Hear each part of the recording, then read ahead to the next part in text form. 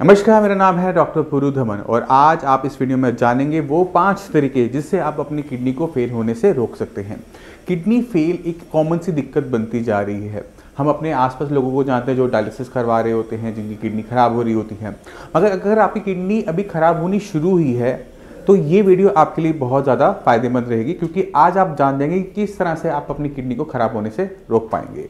तो पहला तरीका किडनी को खराब होने से रोकने का होता है कि उस बीमारी की पहचान करो जो आपकी किडनी को नुकसान पहुंचा रही है। किडनी खराब होने के बहुत सारे कारण होते हैं। कभी वो बीपी होता है, कभी वो शुगर होता है, कभी वो पारिवारिक कोई बीमारी, पॉलीसिस्टिक किडनी या फिर आईजीए नेफ्रोपैथी जैसी बीमारी होती है। मगर 80% किडनी हमारी ही गलतियों से खराब होती है और उन गलतियों में नाम आता है हाई ब्लड प्रेशर का और हाई शुगर का। ये दो एक ऐसी चीज़ें हैं जिन्हें हम कंट्रोल कर सकते हैं अगर इन पर हम काम करें। तो पहला काम क्या होता है जब किडनी खराब हो रही होती है? पहचान करना कि किस बीमारी की वजह से आपकी किडनी खराब हो रही है। अगर आपकी किडनी हाई ब्लड प्रेशर की वजह से खराब हो रही है तो उसकी पहचान करो कि हाँ सच्ची में वो बीपी से ही खराब हो रही है। अगर वो शुगर से खराब हो रही है, अगर आप डायबिटिक पेशेंट हो, बहुत लंबे टाइम से डायबिटीज़ की मेडिसिन लेते आए हो, डायबिटीज़ की मेडिसिन से, डायबिटीज़ की वजह से आपकी किडनी पे इम्पैक्ट आ रहा है, समझ में आता है। अब इस पर काम करना आसान हो जाता है, इसलिए स्टेप नंबर 1 हम इसको मान के चलते हैं। अब सवाल ये उठता है कि इसकी हम पहचान कैसे करें। अगर आपने अल्ट्रासाउंड करवाया है, अल्ट्रासाउंड के अंदर अगर आपकी किडनी श्रिंक्ड आ रही है, स्मॉल आ रही है, तो मतलब आपकी जो किडनी खराब हो रही है वो खराब हो रही है हाई ब्लड प्रेशर की वजह से। अगर आपकी किडनी का साइज ओके आ रहा है बट आप डायबिटिक के पेशेंट रहे हैं, डायबिटीज़ के पेशेंट रहे हैं बहुत लंबे टाइम से, यानी आपकी जो किडनी खराब हो रही है वो हो रही है डायबिटीज़ की वजह से, तो ये पहचान में आपके लिए हेल्पफुल रहेगा। अब चलते हैं सेकेंड स्टेप के ऊपर, वो है डाइट। हम कुछ भी खाते हैं उसका सीधा सीधा इम्पैक्ट हमारी बॉडी पे पड़ता है। हमारी बॉडी में क्या होगा, हमारी स्ट्रेंथ कितनी आएगी, कितनी वीकनेस आएगी, वो हमारी डाइट पे डिपेंडेंट होता है। इसी तरह से एक किडनी फेलियर पेशेंट के अंदर जहाँ पे क्रिएटिनिन की वैल्यू बढ़ रही होती है, वहाँ पर क्रिएटिनिन की वैल्यू और यूरिया की वैल्यू भी डिपेंडेंट हो जाती है खाने के ऊपर।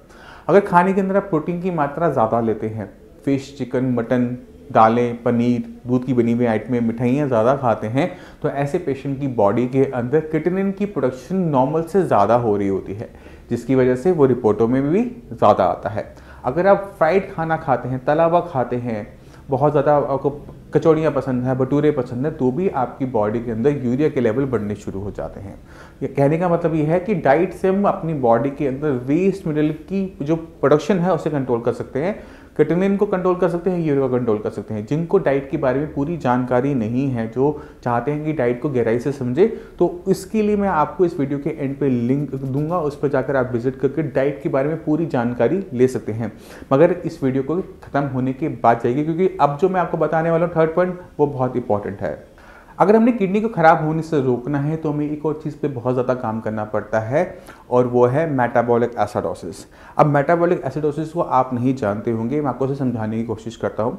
जब हमारी किडनी खराब होती है तो किडनी के बहुत सारे काम भी नहीं हो पाते, क्रिएटिनिन नहीं निकल पाता, यूरिया नहीं निकल पाता। इसी के साथ एक और चीज़ हमारी बॉडी से नहीं निकल पाती, वो है एसिड।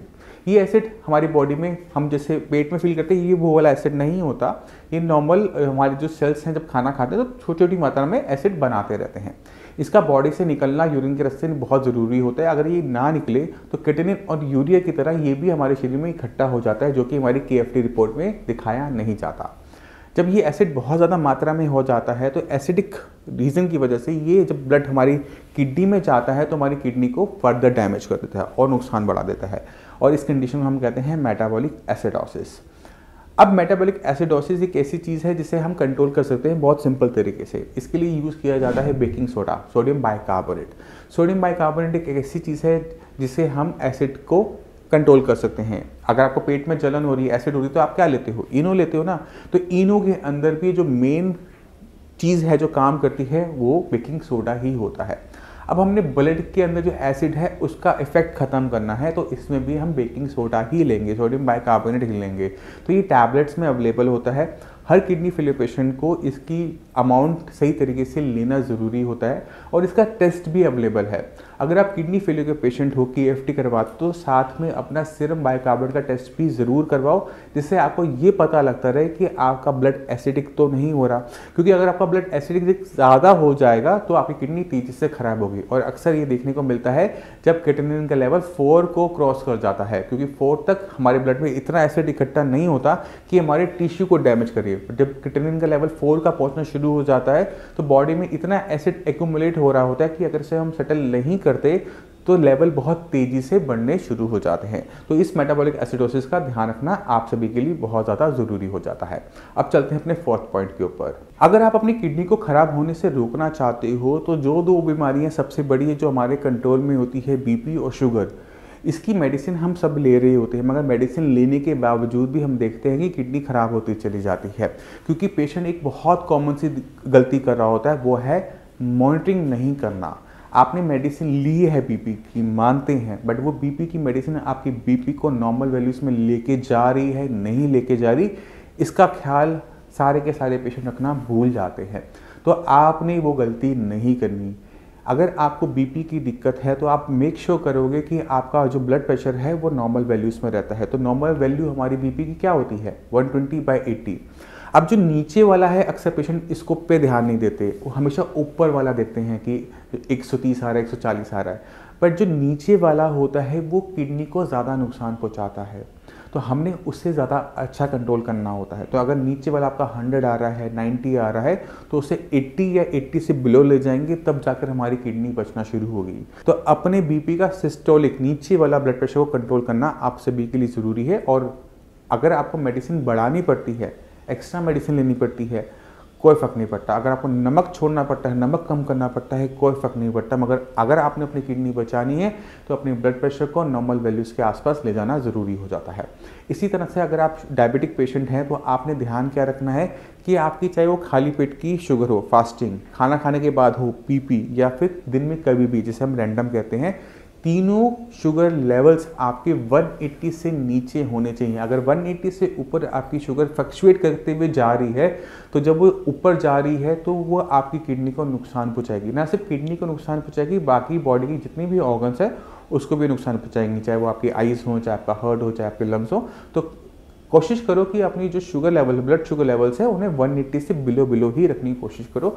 चाहे उसके लिए हमें इंसुलिन लेना पड़े, चाहे हमें उसके लिए मेडिसिन में बदलाव करना पड़े, चाहे उसके लिए हमें डाइट में बदलाव करना पड़े, कोई फ़र्क नहीं पड़ता। अगर आपने किडनी को बचाना है तो आपको इन चीज़ों पे काम करना ही पड़ेगा। अगर आप मेडिसिन ले रहे हो और वो कंट्रोल में नहीं है तो वहाँ पर आपको अपने अंदर, अपनी मेडिसिन के अंदर बदलाव करने की ज़रूरत होती है। अब चलते हैं आखिरी पॉइंट, 5th पॉइंट के ऊपर, जो कि बहुत ज़्यादा ज़रूरी होता है किडनी फेलियर पेशेंट्स के लिए। वो है क्रिएटिनिन और यूरिया, यूरिक एसिड, जितना भी वेस्ट मटेरियल है उसको बॉडी से बाहर निकालना यूरिन के रास्ते, पहले से बेटर। अगर आप सब चीज़ें कर लेते हो और किडनी पे काम नहीं करते तो आपको रिजल्ट्स टेम्परेरी बेसिस पे तो मिल जाते हैं, बट लॉन्ग टर्म में नहीं मिल पाते। अगर हम अपनी किडनी पे थोड़ा सा काम करते हैं, अपनी एक्सक्रीशन जो है, वेस्ट मटेरियल की एक्सक्रीशन है, क्रिएटिनिन की क्लियरेंस रेशियो को बढ़ा देते हैं, तो हमारा ब्लड साफ होगा या नहीं होगा? पहले से बेटर होगा। यही करना होता है हमें हर किडनी फेलियर पेशेंट में। अब आपको ये समझने की ज़रूरत है कि किडनी के पास ये काबिलियत है अपनी क्लियरेंस रेशियो को बढ़ाना, गंदगी को बाहर तेज़ी से निकालना। कैसे? जब एक किडनी हमारी ख़राब हो जाती है, कभी उसमें किसी का एक्सीडेंट हुआ तो चोट लग गई, कुछ घुस गया अंदर, किडनी ख़राब हो गई, निकालनी पड़ जाती है, तो एक किडनी होने के बावजूद भी उस पेशेंट के अंदर क्रिएटिनिन की वैल्यूज़ नहीं बढ़ती, यूरिया के लेवल्स नहीं बढ़ते। क्यों नहीं बढ़ते? क्योंकि हमारी किडनी के पास काबिलियत होती है अपने काम की क्षमता को बढ़ा लेने की। अब ये काम की क्षमता बढ़ा लेने की जो काबिलियत है किडनी की, ये हमें हर किडनी फेलियर पेशेंट में इस्तेमाल करनी पड़ती है। मान लो कि क्रिएटिनिन लेवल आज के डेट में आपका 4 है, यानी आपकी 60%, मिनिमम 60% किडनी काम नहीं कर रही, सिर्फ 40% किडनी काम कर रही है, दोनों मिलाकर। अगर हम तरीके से काम करते हैं, किडनी पे काम करते हैं, BP शुगर हमने कंट्रोल में रखा है, खाने का हम ध्यान रखते हैं, जो चीज़ें हमें बताई जाती हैं हम उसे कंट्रोल में करते हैं, और किडनी पे काम करते हुए मेडिसिन जब हम स्टार्ट करते हैं, किडनी की क्लियरेंस यानी किडनी की फिल्ट्रेशन पावर बढ़ती है, तो फिल्टर जब किडनी ज़्यादा अच्छी तरीके से करती है तो किडनी हो, चाहे वो पोटेशियम हो, चाहे वो यूरिया हो, वो अच्छी तरीके से बॉडी से बाहर जाता है और आपके लेवल्स डाउन होने शुरू होते हैं। और किडनी की जब फंक्शनिंग बढ़ती है तो वो बहुत लंबे टाइम तक आपके साथ रहती है, क्योंकि यहाँ पे किडनी की फंक्शनिंग किडनी को ठीक कर पहले से बेटर काम कर ही बढ़ी है। तो हमें ये हर किडनी फेलियर पेशेंट में इस्तेमाल करना पड़ता है। अब मैं आपको चाहता हूँ कि जब हम ये सारी चीज़ें एक साथ करते हैं तो किस तरह से रिपोर्टों में बदलाव आते हैं।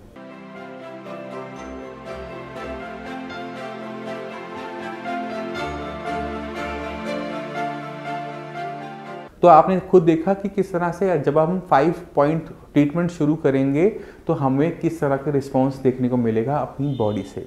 मैं उम्मीद करता हूँ इस वीडियो से आप काफ़ी कुछ समझ गए। फिर भी आपके माइंड में कोई भी डाउट हो, कुछ भी पूछना चाहते हो तो हमारे डॉक्टर्स अवेलेबल रहते हैं, आप उन्हें कॉल कर सकते हैं, उनसे बात कर सकते हैं। आप इसी के साथ आप सभी समय चलने की आगे चाहूँगा। मिलते हैं अगली वीडियो में, तब तक के लिए नमस्कार।